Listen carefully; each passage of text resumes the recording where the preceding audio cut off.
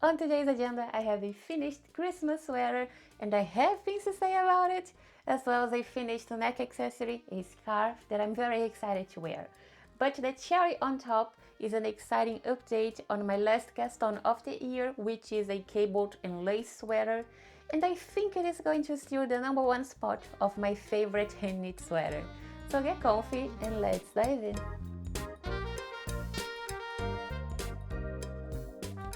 Hi there and welcome. My name's Luisa, but everyone calls me Lu.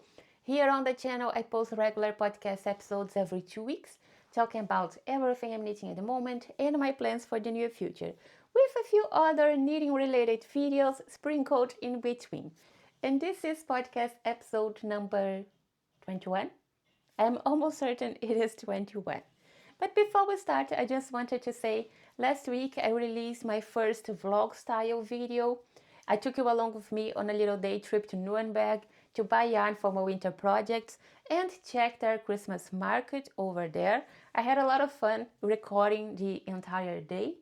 I enjoyed the entire process of editing and filming, but I definitely underestimated how much work goes into editing a vlog and filming, but I guess editing is the more time-consuming part of the entire video.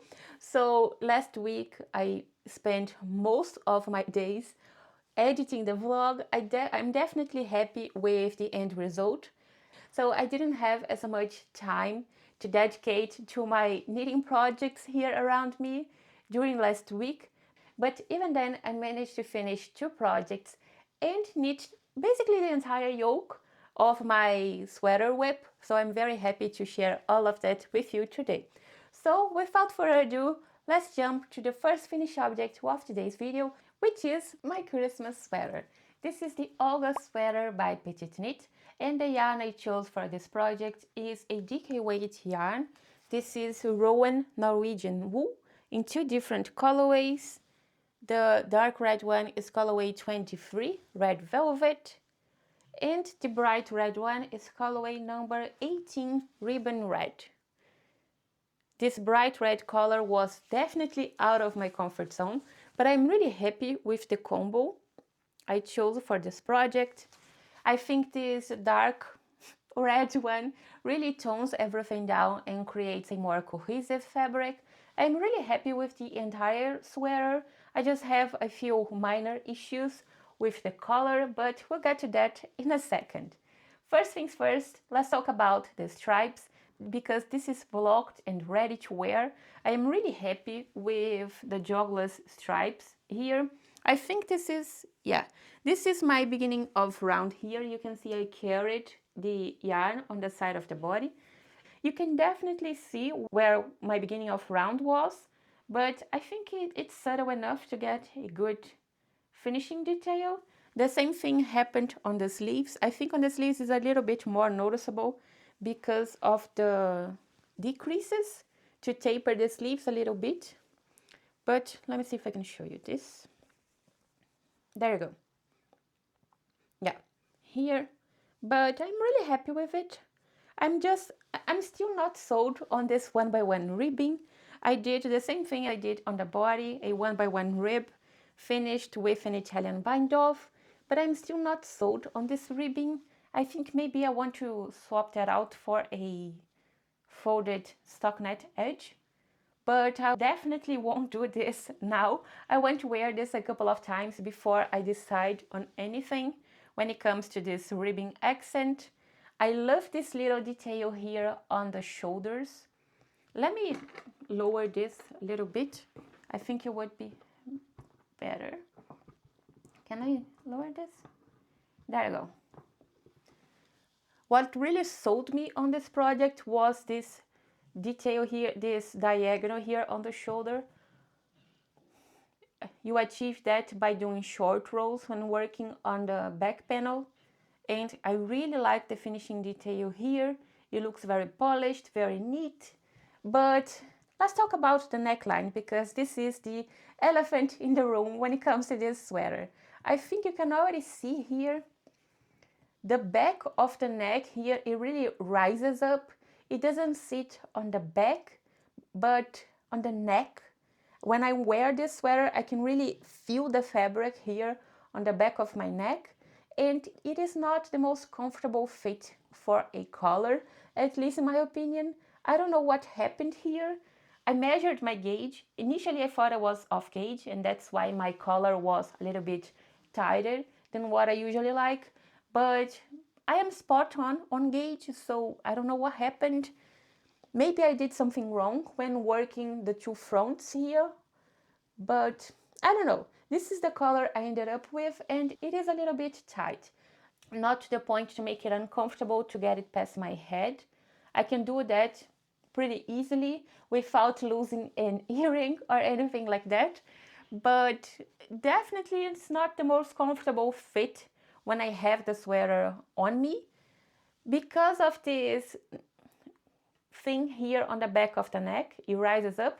I tend to tug my sweater down here on the back to compensate for that. And when I do this, the front of the neck rises up, obviously, and then I get that choking feeling that drives me absolutely crazy with sweaters. I can't stand anything around this area here on my neck.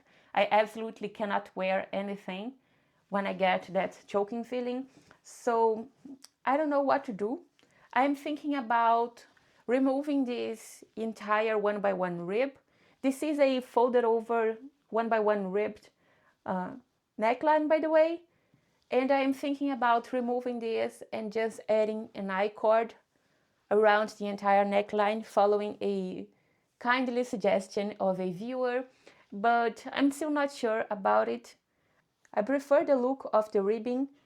I think it makes the entire garment a little bit more cohesive, but it is not comfortable, so I don't think I'm going to wear this if I don't find it comfortable. So I prefer to have an I-cord finishing instead of a ribbing, if that means I'm going to wear this in the end. But it remains to be seen. I definitely won't change anything right now. I want to wear this a couple of times, wear this during the Christmas dinner, and then see what I find. I'm trying to wear this around the house for a few hours every day, but this is my idea, swapping that out for an I-cord. I'm still not sure, but we'll see. I got a little bit of extra centimeters when I blocked this, but it's still not enough. I don't know what's going on, because if I compare this neckline to any other sweater, hand-knit sweater, I have the same opening, the same neck opening. So I don't know why this is looking tight.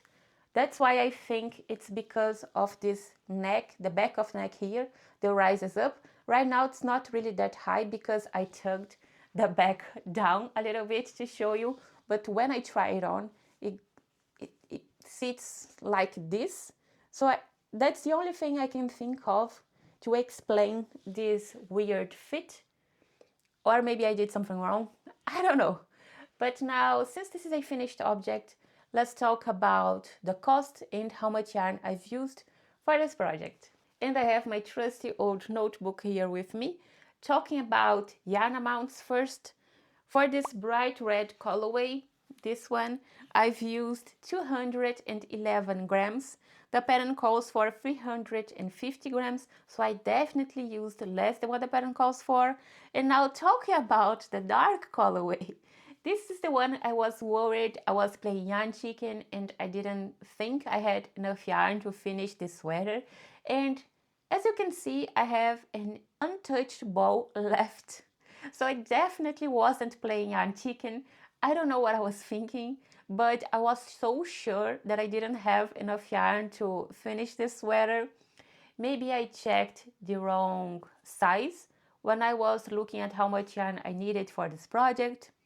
I don't know, but I've used 238 grams. The pattern calls for between 350 and 400 grams of yarn. So I definitely had enough yarn to knit up this project, and I have this entire ball left. But I think maybe what got me confused is that the suggested yarn for this pattern comes in a 50-gram ball, comes in 91 meters, and a 50-gram ball of this Rowan Norwegian wool comes in 125 meters. So I think that's why I was confused. Yeah, no, I still used like 100 grams less than what the pattern calls for. Yeah, I don't know what happened, but this is how much yarn I've used. And now talking about cost, I've paid 83 euros and 47 cents for the yarn. I'm only talking about the yarn that went into knitting up this project. The cost of my leftovers will go towards another project. And I've paid for the pattern, which cost me 6 euros and 98 cents. So in total, this project cost me 90 euros and 45 cents. And I'm really happy with it. I'm happy I chose this pattern as my Christmas sweater for 2025. I think if I can do a little bit of experimenting with the neckline to get a more comfortable fit, then this sweater will be perfect. I really like the fit and the length. This sweater definitely lost a little bit of length when I blocked it, just a couple of centimeters, but I knew that when I was finishing the body and the sleeves, because I blocked my sweater before I was ready to start working on the hem. So I added a little bit of length to get the final measurements I wanted after blocking. But this is my Christmas sweater for 2025. And now let's talk about my neck accessory, my little scarf. It is done, it is ready to wear, and I'm really excited to share the finished object with you. And this is the double knit scarf by Hygge Life. I never know if I'm pronouncing it right, but I hope I am. This pattern is written for a double knit fabric, but I decided to modify mine to a stock knit fabric, knit in the round. I just find the process more enjoyable to knit. And the yarn I use for this project, well, the recommended yarn is Cardiff Cashmere Classic, which is a DK weight yarn, if I'm not mistaken. But I decided to shop from Stash, and I went with a sock yarn combined with one strand of mohair. My sock yarn is Lang Yarns Yavol in the colorway 390, which is this beautiful dark purple shade. And I paired it with Knitting for Olive soft silk mohair in the colorway Bordeaux. This is my last ball, so I don't have any new balls to show you, but I think you can see the colorway. Bordeaux, like I said. And this is the combo I had. I loved these two yarns together. And now let me show you the finished object. When I last showed you guys this project, I just had a 10 or so centimeters left to work on this final section of the shawl. So it is done, it is blocked, and I'm really happy with it, but I think you can already see that I have no idea how to show you guys this project. So let me maybe tuck one side here, just like if I was wearing it. I think it would be nice. Maybe you can see it like this. Yeah, I love the fit of this. The pattern calls for, I don't want to give out the numbers because it's a paid for pattern. So I'm just going to say that I added a little bit of length to this stockinette tube. Let's say I added 8 centimeters. I saw some project pages on Ravelry and many people said that it was a little bit of a tight fit around the neck. So I decided to avoid that potential issue and add a little bit of length. So now I have 8 extra centimeters and I'm really happy with the fit. It is definitely not too loose around my neck, but I think if it was too loose, the fit would be a little bit weird. I don't want to try this on right now because of my microphone here, but it is definitely comfortable. What I most love about this project is that I never know how to style a shawl or a scarf, a hand knitted one at least. And what annoys me is that when I style it in front of the mirror when I'm at home and then I go out, let's say to dinner, I have to remove my scarf when I get to the restaurant. But then when we are about to go to the street again, I have to put it on once again. And then I have to style all over again without a mirror because I'm in the middle of a restaurant. So I never know how to do this entire process and it annoys me so much. So with this one, I just have to tuck one end through this little slit here, and it's done. It is styled. It is ready to wear and ready to leave the restaurant. So I love the practicality of this. It is amazing. I think I'm going to need a couple of more double knit scarves in my near future. Not right now. I don't like to knit back to back of the same pattern, but this is it. I really love it. Let me show you. There's not much to talk about it actually, because this is just a stockinette tube. If I had a little bit more yarn, I think I would have added maybe 2 centimeters to the length, but I have this leftover and I want to have the leftovers because I have some plans for my winter projects and I need 6 grams of this mohair colorway. So that's why I bound off with this little bit left over. I'm really happy with it. It is a very comfortable fit. But my mom watched one of my podcast episodes and she loved this scarf idea so much that she crocheted one. My mom doesn't knit, she crochets. I think she bought the pattern to get the measurements and she crocheted a sister scarf, let's say, with matching colors and gifted me this one and I loved it so much. Let me show you guys. I know I don't knit and my mom made me this, but it is hand knitted, handmade. So I guess I can share here in the podcast. It is the same thing, but she crocheted this. I have no idea what stitch she used here, but this is it. And I am so happy with it. I think I'm going to wear this a lot. The only thing I know is the yarn she used because I asked for a little sample of the yarn so I could show you guys. And this is Lana Grossa Cashmere 16 Fine. In the colorway 01, which is this, well, I think this is a purplish color, but I think the colorway name is something like Old Pink, Dusty Pink, something like that. So now I have 2 scarves that are easy to style and I absolutely love them. But now, since it's a finished object, let's talk about how much yarn I've used and the cost. Talking about the yarn first, my sock yarn, which is my main yarn, I don't know where it is anymore, this one, I've used 88 grams. That equals to 2 balls of this yarn. The label here says this one ball is 50 grams and 210 meters. But when I weigh this, it's actually more like 43 grams a ball. So I've used 2 entire balls of yarn. I actually have this much left over of my second ball. And well, the pattern calls for 67 grams, but it is a DK weight yarn, Cardiff Cashmere Classic.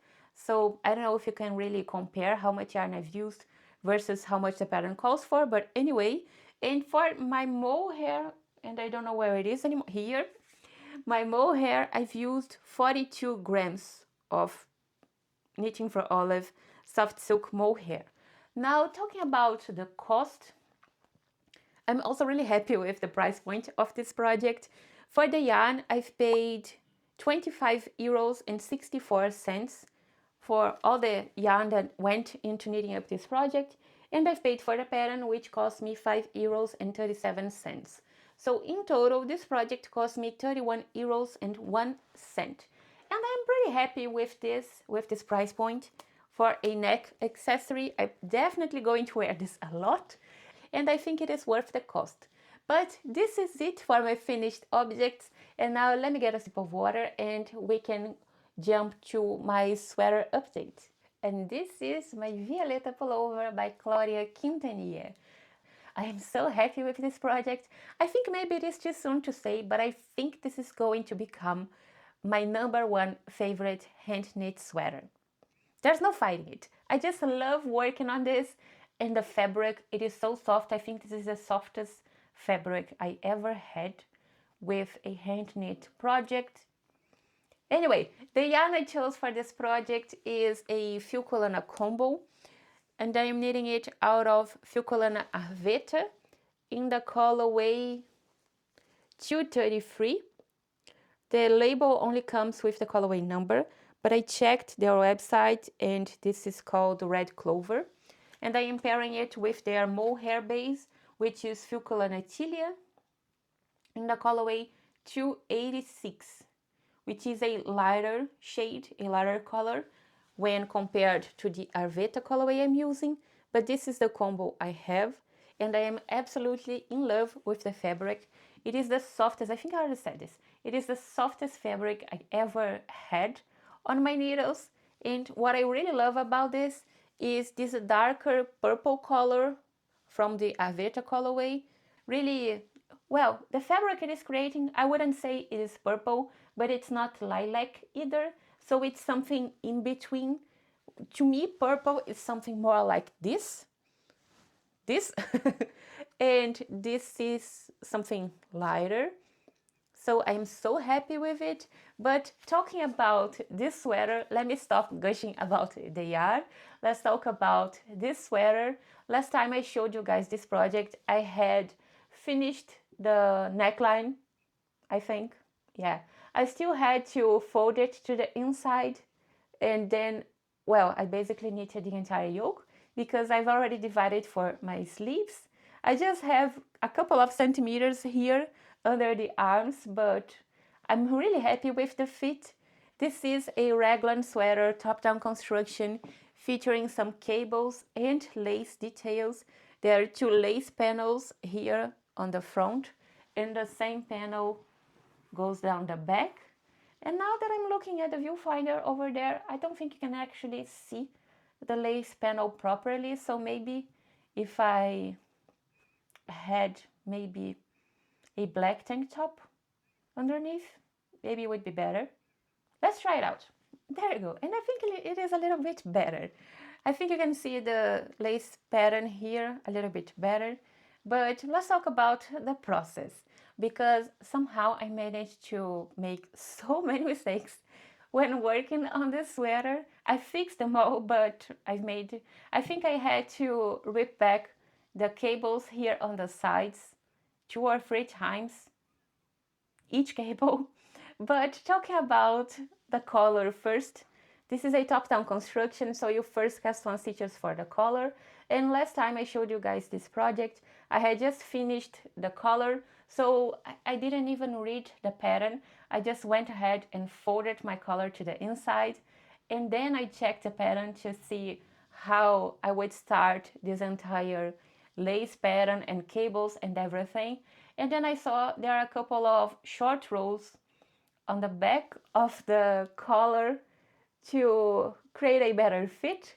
So I had to rip back the folded over row round and then add the short rows to then fold it to the inside once again. And then I started the yoke, let's say, of this project, of this sweater, but somehow I managed to make so many mistakes here on the cables. Like I said, this is my first time knitting a Claudia Quintanilla pattern, and I don't think this is a very, no, this pattern doesn't really hold your hand during the process. It is very well written, and I don't have anything to complain about the project, about the pattern I mean, but here when we are supposed to start incorporating more cables on the sides as further along you go on the yoke, she just says, well, every X number of stitches, add another cable repeat, and another one, and another one. And I've just made so many mistakes. I don't know if I wasn't paying attention or what, but first I forgot to start the, maybe if I remove this from the mannequin, let me see if up close is better. I think it's going to be a little bit better to see the details. First, I forgot to add the 2 purl stitches on each side of the cable repeats, and then I forgot to add in a cable, and just so many mistakes, but I fixed them all, so now everything is back in order, and I've divided for sleeves. So this is what I have so far. There aren't many short rows here on the back, just you can see the back of the neck. The collar is a little bit wider than the front, but it isn't really that noticeable. So in order to avoid mixing up the front and back panels, I just added a little bow here to show me which side is the back. There you go. What I will say is the first few rounds were definitely a little bit messy. There was a lot going on. I had to add the regular increases and start the cable repeats, set up this lace pattern. It was a lot. But if you look at it closely, at the pattern I mean closely, and take a deep breath, it is doable. And I am doing it and everything is going great now after I fixed my many mistakes. What I really like about this pattern is that it comes with a few options. For example, you can either knit it top down or bottom up. I chose the top down option. I just think it is better for trying it on as I go. But the lace panels here, it comes with a charted instruction as well as a written instruction. I am following the charts, but there's also the written instructions option if you prefer that. And at least so far, I am not making any modifications to this pattern. I wanted to add this little cable repeats here you have on the sides of the body. I wanted to add it to the sleeves. I just think it would be a little bit more interesting. But the stitch count here doesn't allow for that really, because when I had the stitch count I needed to add in a cable on the sleeve, I would be like here. So the cables on sleeve and body wouldn't match here on the raglan diagonal. So I don't think it would look really intentional. So I just decided to follow the pattern. And this is what I have here. I am really happy with it. And I think I'm going to work on this monogamously to the end of the year, because I would really like to have this done and blocked before 2026 is here. I don't know if that's possible, but I think I can do it. We'll see. Doing this end of the year time, I always like to, well, plan for 2026. So I have to set up my notebook, my knitting notebook for 2026. I also want to do some organizing here in my craft room and things like that. So I think I'm going to have my hands full, and I am very excited to work on this monogamously for a couple of weeks. But this is it for today. This is all I've been working on over the last 2 weeks. I hope you enjoyed today's podcast episode. I certainly had a lot of fun. Thank you so much for watching. If you're new here, don't forget to ring the bell, give this video a like, and subscribe if you haven't already. It really helps the channel and I really appreciate. I'll be back here next week with a new video for you, and until then, happy knitting. Bye!